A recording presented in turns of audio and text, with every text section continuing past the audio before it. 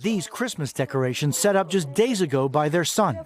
What should be a joyful time in this family home, now marred by tears and tragedy. They killed my son, she says. Her son was 27-year-old Frank Ordóñez, the UPS driver, taken hostage during a police chase and killed in the crossfire with police and robbers in Miami Thursday. I spoke to Frank's mother, Luz Apolonario, yesterday. My son was a good boy, a family man. How could they have killed him? Why didn't they give him the opportunity? Questions and concerns of the police handling echoed by other members of the family. Frank's sister, Jenny, taking to social media, sharing tribute videos of the father of two, along with tough criticism of the police. Today, I lost my brother because of the negligence and stupidity of the police. Instead of negotiating with a hostage situation, they just shot everyone.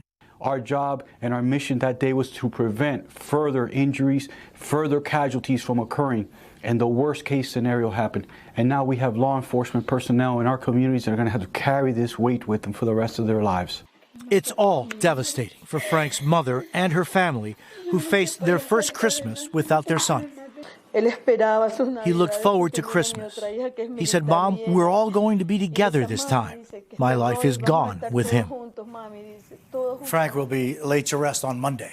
Hey, NBC News fans, thanks for checking out our YouTube channel. Subscribe by clicking on that button down here, and click on any of the videos over here to watch the latest interviews, show highlights, and digital exclusives. Thanks for watching.